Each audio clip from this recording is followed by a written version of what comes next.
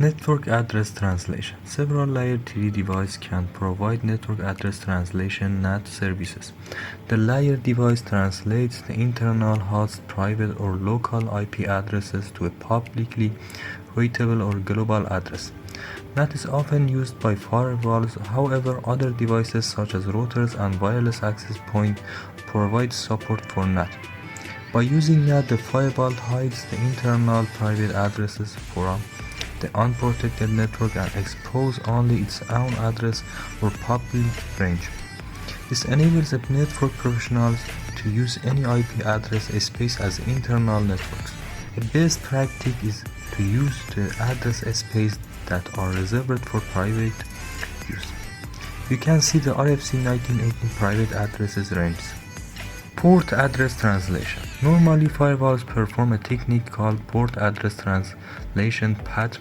This feature is a subset of the NAT features that allows many devices on the internal protected network to share one IP address by inspection the layer for information on the packet.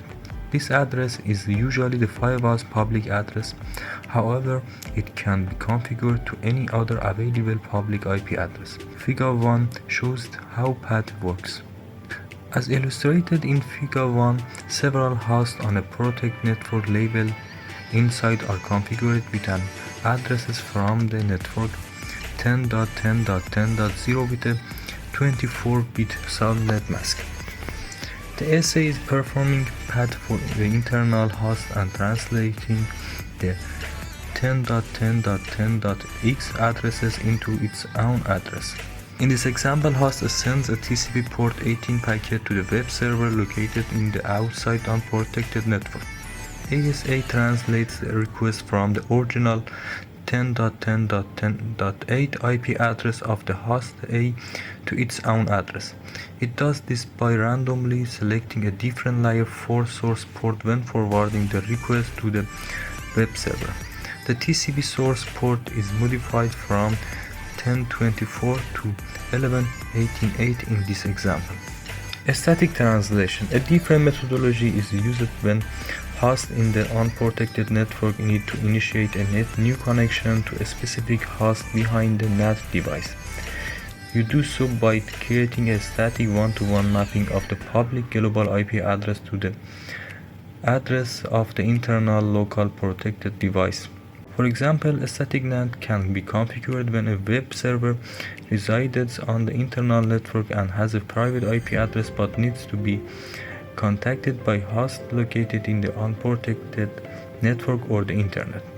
Figure 2 demonstrates how a static translation works. In Figure 2, the web server address is statically translated to an address in the outside network. This allows the outside host to initiate a connection to the web server by directing the traffic to the destination IP address. The device performing NAT then translates and sends the request to the web server on the inside network. Address translation is not limited to firewalls. Nowadays, all sorts of lower-end network devices such as simple small office, home office, SOHO, routers, and wireless access point can perform different NAT techniques.